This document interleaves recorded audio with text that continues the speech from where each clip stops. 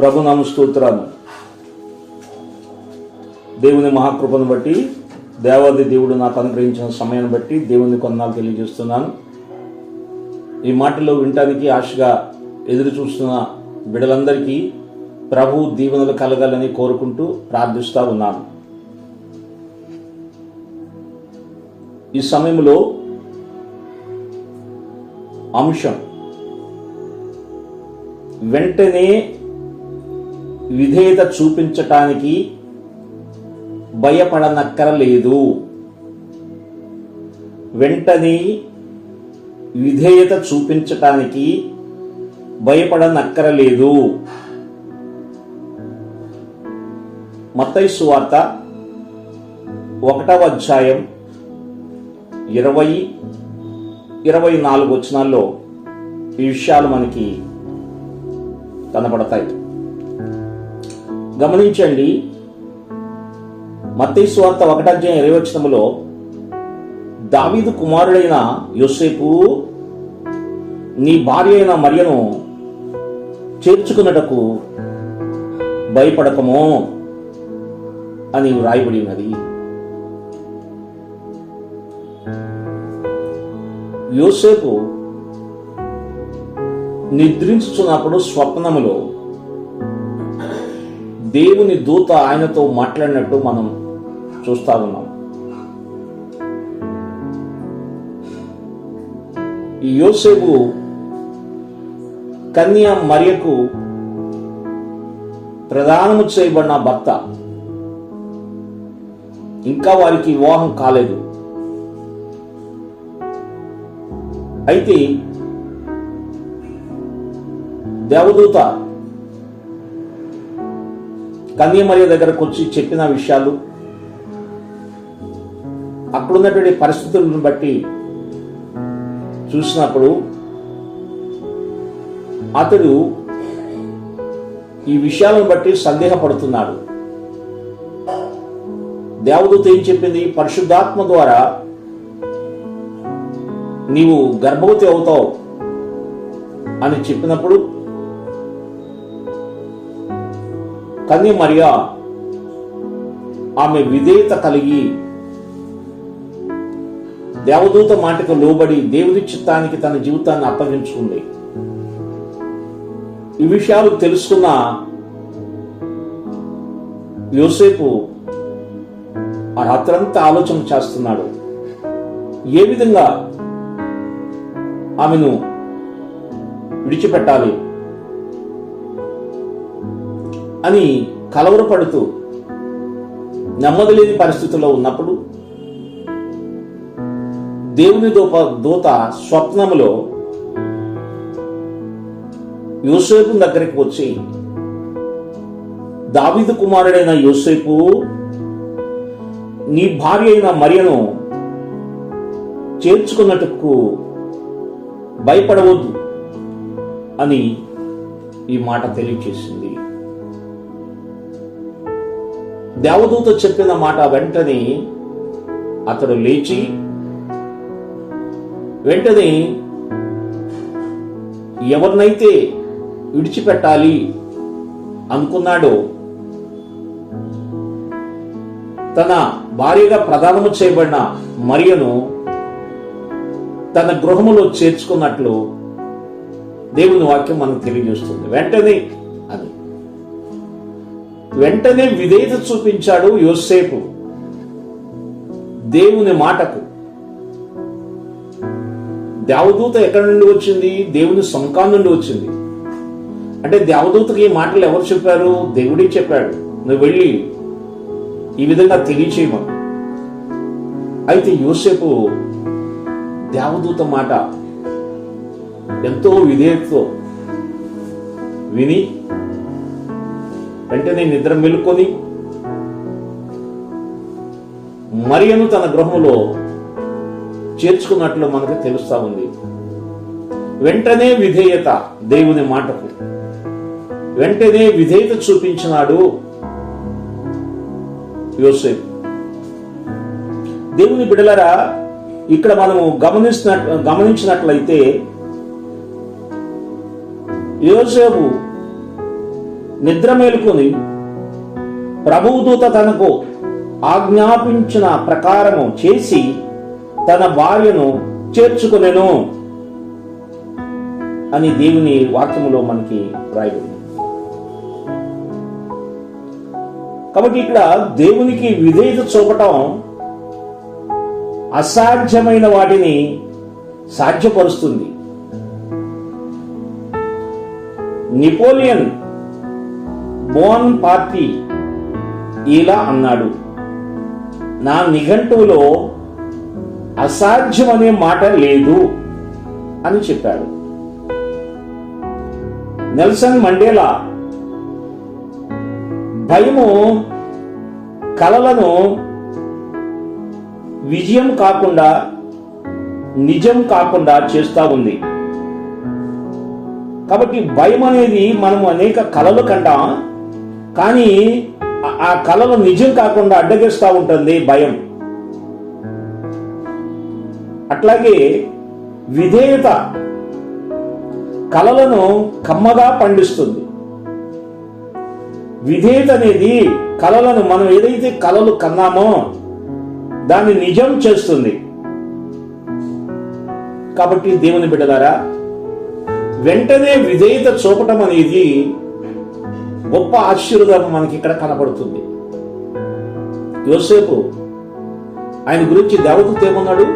దావీదు కుమారుడైన యోసేపు. ఎంత గొప్ప విషయం!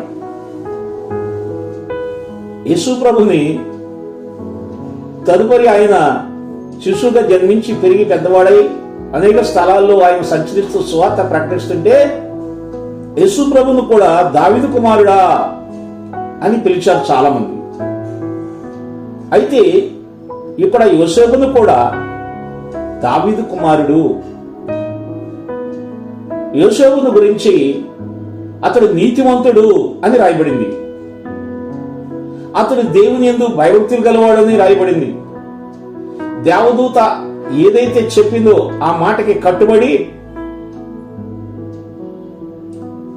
తన భార్యను చేర్చుకున్నట్లుగా మనకి కనపడుతా ఉంది. వెంటనే విధేయత చూపాడు. వెంటనే విధేయత చూపినప్పుడు కొన్ని శ్రమలు వస్తాయి, కష్టాలు ఎదుర్కోవాలి, కొన్ని నిందలు భరించాలి. అయినప్పుడు కూడా వాటన్నిటిని కూడా లెక్క చేయకుండా దేవదూత మాటకు విధేయత చూపినట్లు ఇక్కడ మనకు కనపడుతుంది. ప్రియమైన దేవుని బిడ్డలరా, మనము ఆలోచించేద్దాం. కాబట్టి అనేక మంది భయపడినటువంటి వారు మనకు కనబడుతున్నారు. విధేయత చూపే విషయంలో లేక భయం వలన కొన్ని శోధనలు తెచ్చుకున్నటువంటి వారు మనకు కనబడుతున్నారు. మన జీవితంలో భయపడకూడదు అని విషయాన్ని మనం గుర్తించాలి. అంటే వెంటనే విధేయత చూపటం వలన మరి కలిగేటువంటి పరిస్థితులను బట్టి భయపడకూడదు. యోసేపు వెంటనే విధేయత చూపి దేవదూత చెప్పిన మాటకు విధేయుడై తన భార్యను చేర్చుకున్నాడు.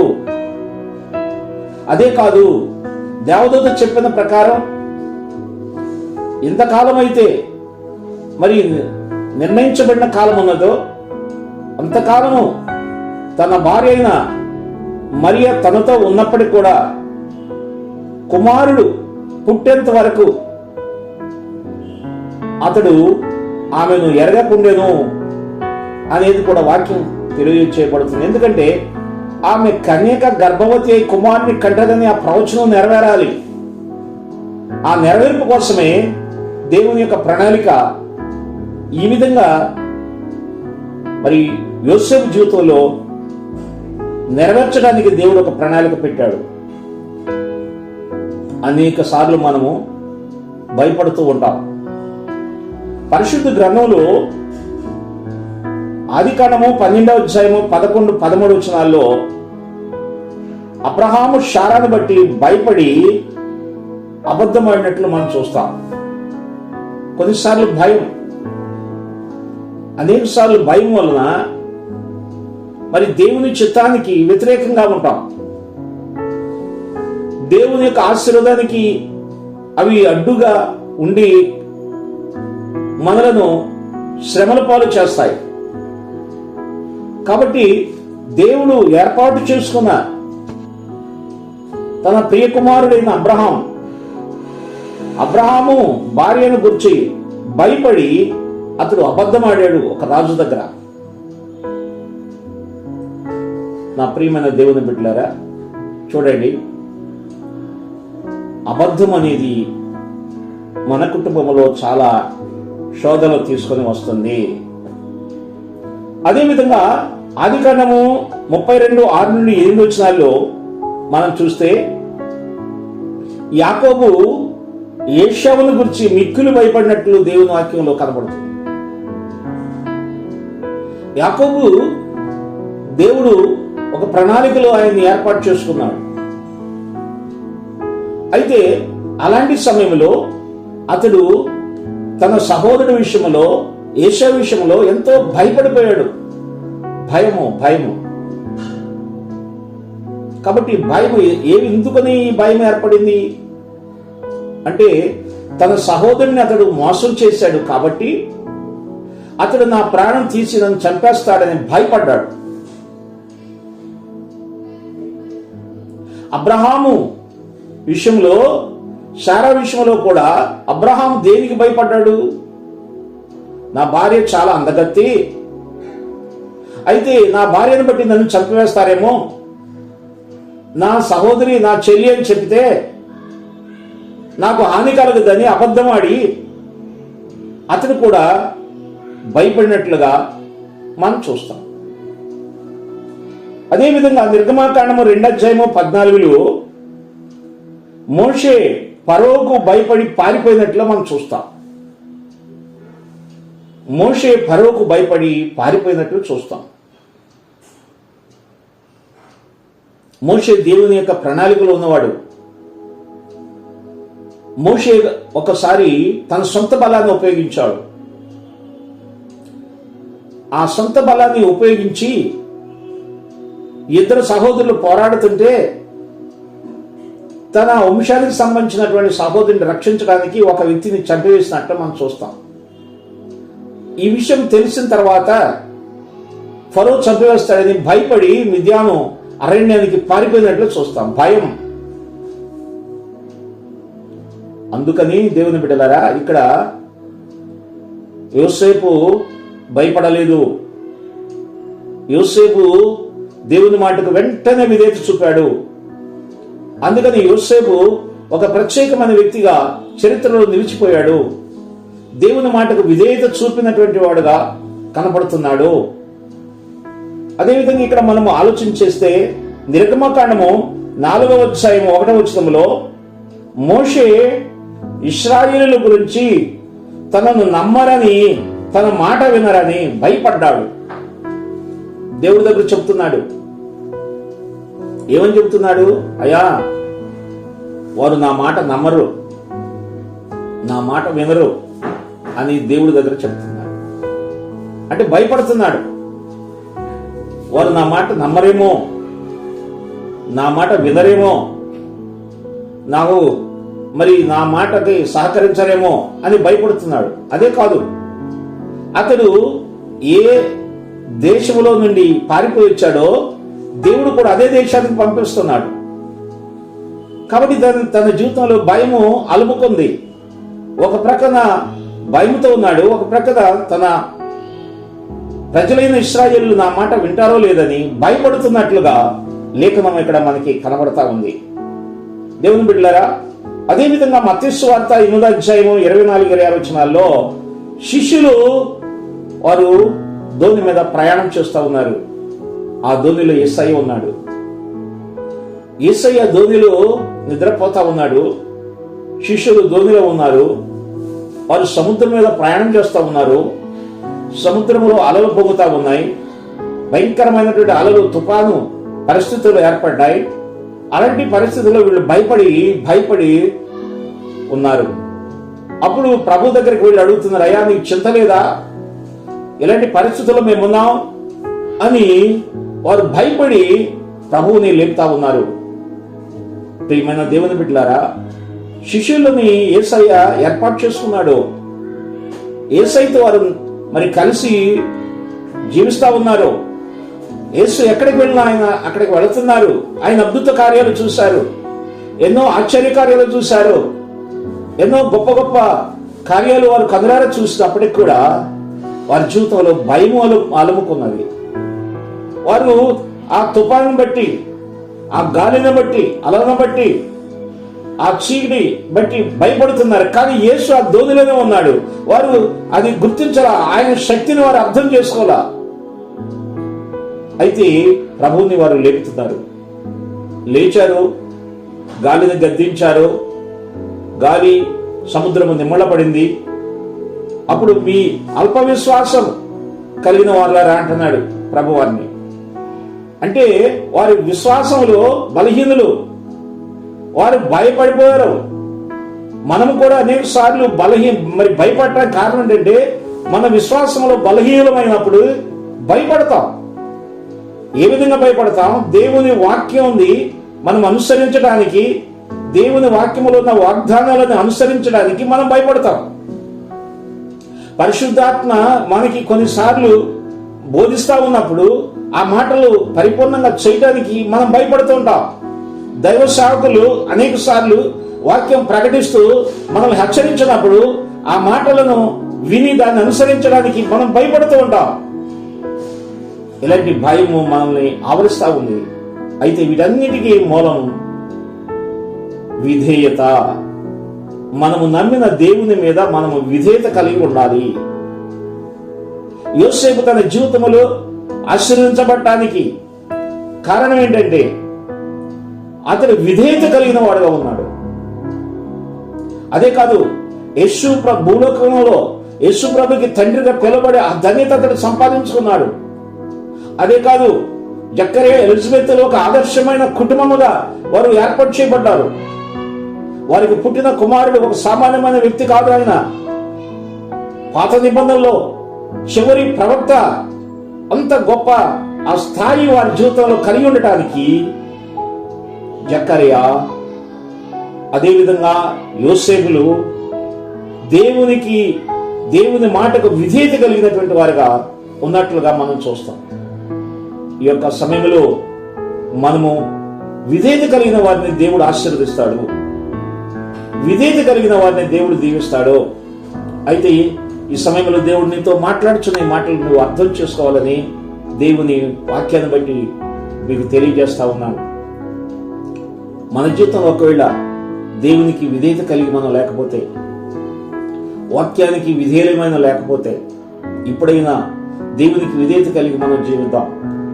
అనేక సార్లు మనము విధేయత కలిగి ఉన్నప్పుడు, ఆయనకు లోబడుతూ ఉన్నప్పుడు మనకు కొన్నిసార్లు భయము ఆవరిస్తుంది. ఈ విధంగా చేస్తే లోకము నన్ను ఏమంటారో, ఈ విధంగా నేను క్రమంగా జీవిస్తే లోకము నన్ను హేళన చేస్తారేమో, దేవునికి ఇష్టమైన జీవితం నేను జీవిస్తా ఉంటే నా కుటుంబం నన్ను హేళన చేస్తారేమని భయంతో అనేక మంది జీవిస్తూ ఉన్నారు ఈనాడు. కానీ దేవుని మాటకు నువ్వు విధేయత చూపించినట్లయితే నీవు దేవుని సన్నిధిలో నీవు ఆశీర్వదించబడతావు. యోసేపు దేవుని సన్నిధిలో ఆశీర్వదించబడటానికి, అతడు నీతిమంతుడిగా అతని పేరు రాయబడటానికి, అదే కాకుండా లోకరక్షకుడైన యేసు ప్రభుకి ఈ భూలోకం సంబంధించిన ఒక తండ్రిగా ఆయన పేరు ఏర్పాటు చేయబడటానికి అంత యోగ్యత సంపాదించుకున్నాడంటే అతడు విధేయత కలిగిన వాడు. అతడి విధేయత ఎవరికి? దేవుని మాటకు విధేయత, దేవదూత చెప్పిన మాటకు విధేయత కలిగిన వాడుగా ఉన్నాడు. అతడు పవిత్రుడుగా పరిశుద్ధంగా జీవించాడు. కాబట్టి తన జీవితం ఎంతో ఆశ్చర్యకరంగా ఉంది. కాబట్టి ఈ యొక్క సమయంలో మనం ఆలోచిద్దాం ఏంటంటే, వెంటనే విధేయత చూపించడానికి భయపడనక్కరలేదు. అందువలన మనము దేవుని మాటకు వెంటనే విధేయత చూపించినట్లయితే ఆయన ఆశీర్వాదాన్ని మనము పొందుకుంటాం. ఆయన సన్నిధిలో మనము దీవించబడతాం. ఆయన కృపను మనము పొందుకుంటాం. అలాంటి కృపను మనం పొందుకోవటానికి దేవుడు మనతో చెప్పిన మాట, అలనాడైతే దేవుడు తన దూతను పంపించి దేవదూత ద్వారా వర్తమానాన్ని యోసేపుకు అందించినాడు. అయితే ఈనాడైతే దేవుని వాక్యము మనం అనేక విధాలుగా హెచ్చరిస్తుంది. ఆయన వాక్యానికి మనం లోబడాలని వాక్యము చెబుతుంది.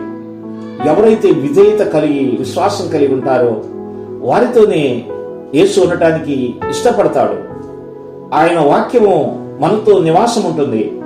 పరిశుద్ధాత్మ దేవుడు ఎవరైతే విధేయులై ఆయనకి విధేయులుంటారో వారు దేవుని ఆత్మను పొందుకునేవారుగా ఉంటారు. దేవుని ఆత్మను మరి పొందుకొని ఆత్మ ద్వారా నడిపించేవారుగా ఉంటారు. విధేయులు కాని వారికి దేవుని ఆత్మ వారితో ఉండదు. అవిధేయులు దేవుని ఆత్మను వారు పొందలేరు. విధేయత కలిగిన వారి దేవుని ఆత్మను పొందగలిగి దేవుని కొరకు వారి భూమి మీద జీవించగలరు.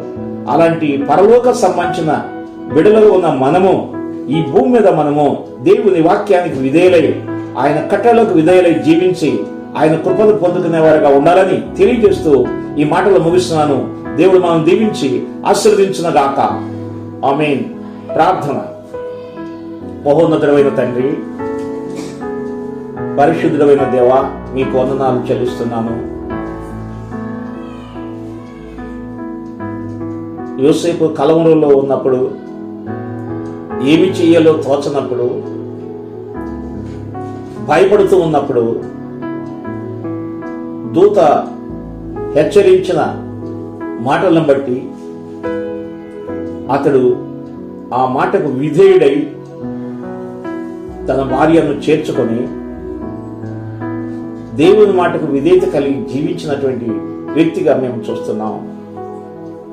విధేయత కలిగినప్పుడు కొన్నిసార్లు శోధనలు, శ్రమలు, నిందలు, అవమానాలు ఎదురైనప్పటికీ కూడా దేవుని మాటకు విధేయత చూపటమే అది దేవునికి ఇష్టమైంది. కాబట్టి అలాగా మేము కూడా మీ మాటకు విధేయులుగా జీవించడానికి మీ కృప మాకు అనుగ్రహించండి.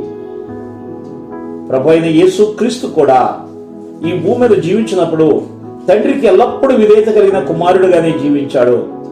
శ్రమల ద్వారా నేను విధేయత నేర్చుకున్నానని లేఖనము తెలియచేస్తా ఉంది.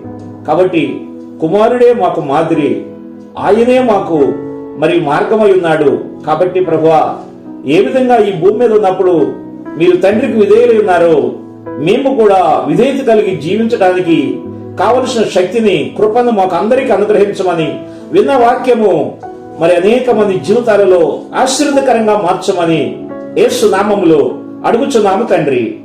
ఆమేన్. తండ్రి యొక్కయు కుమారుని యొక్కయు పరిశుద్ధాత్మ సహవాసము, సన్నిధి, దేవుని మాటలను శ్రద్ధగా విన్న బిడ్డలందరికీ దేవుని కృపా సమాధానములు తోడుగా ఉండి నడిపించునుగాక. ఆమేన్. అందరికీ వందనములు. దేవుడు మనందరినీ దీవించి ఆశీర్వదించునుగాక. ఆమేన్.